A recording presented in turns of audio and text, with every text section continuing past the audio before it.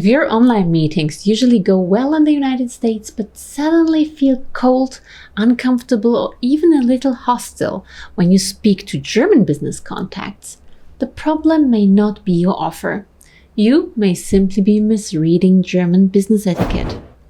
So in this video, I am going to explain 9 rules that American professionals often misunderstand and how to avoid accidentally damaging trust during emails, calls, and online meetings. My name is Cornelia Otto, and I have a master's degree in business informatics and more than 10 years of experience working with software, IT processes, and German B2B customers, especially in the automotive sector. So let's start with the first point. First, do not initiate a first name basis with an older German contact. In Germany, age matters, and I don't just mean seniority or professional status, I mean age. So, if the other person is clearly older than you, do not suggest using first names. It doesn't matter whether that person is your manager, your employee, or someone at the same professional level. You just wait until the older person offers it. Until then, you use the formal form of address and the surname. And especially in online businesses, relationships, you should not expect a first name basis during negotiations. It may come after the deal is completed or after you have worked together for a longer time, but don't force it. Okay, let's move on to the next point. Second, direct criticism is not necessarily a personal attack. German professionals may point out mistakes very directly, even in front of other people. And they may question your numbers, they may challenge your assumptions, or tell you very clearly that part of your presentations does not make sense. And yes, that can feel uncomfortable, but we as Germans, we are used to that.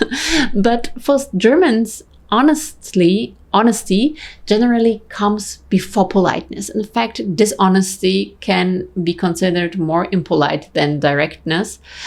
So if someone sees a problem but stays quiet just to protect your feelings, that may actually be viewed as less professional. So do not become defensive, just answer the question clearly. And actually, strong criticism may even mean that the person is taking your offer seriously enough to examine it properly. Okay, all right, next point. Point 3 is that too much enthusiasm can damage your credibility. This is something many American companies underestimate.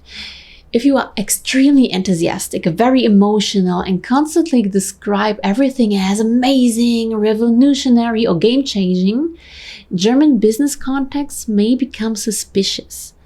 They may start wondering whether the product is actually good or whether you are trying to compensate for something.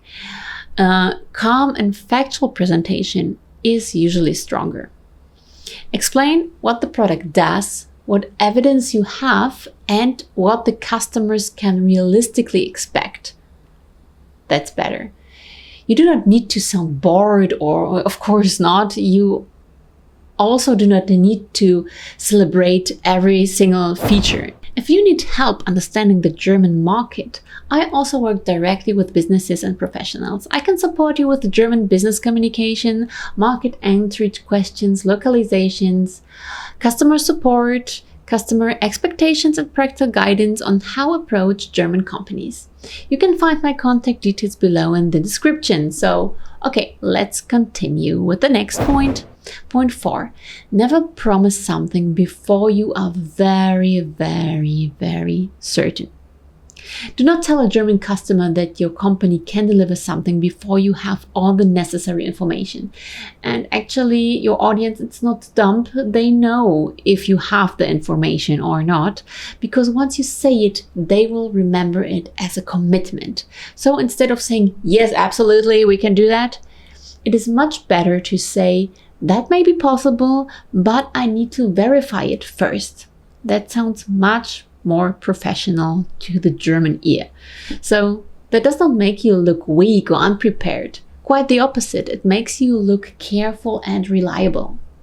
A fast answer that later turns out to be wrong is much worse. And that just brings us directly to the next point, 2.5. Small promises are still promises. So if you say you will send something tomorrow, then send it tomorrow. That's my advice. If you say as soon as possible, do not disappear for 4 or 5 days. Even a small broken promise can damage a whole relationship and you become untrustworthy because the customer may start thinking, if they cannot keep a simple promise, can I trust them with a larger project? And once a German business contact decides that you are unreliable, it can be very difficult to repair that impression after all. So, be careful with deadlines, even informal ones. Point 6. Do not ask personal questions. Do not ask about somebody's salary, religion, private finances, family situation, or exactly where they live. That information is private.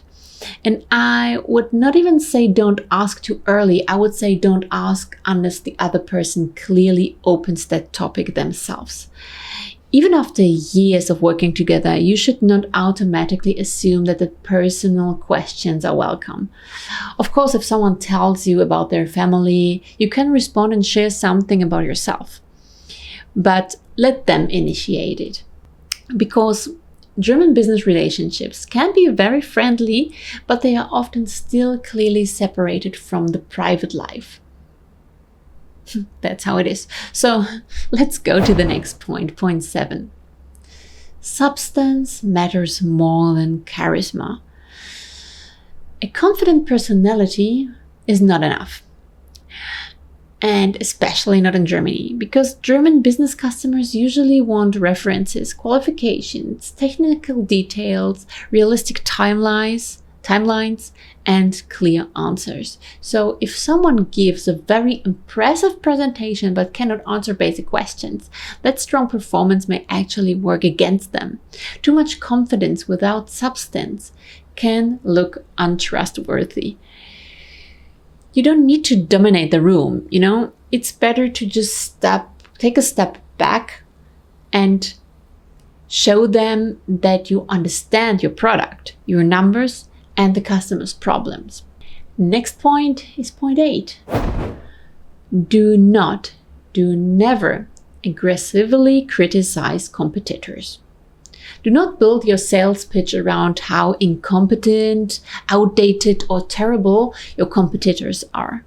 That usually looks very unprofessional. And it also makes the customer wonder what you would say about them later. So that's something we want to avoid, right? So explain the differences between the product. Show them why your solution is stronger and give clear examples.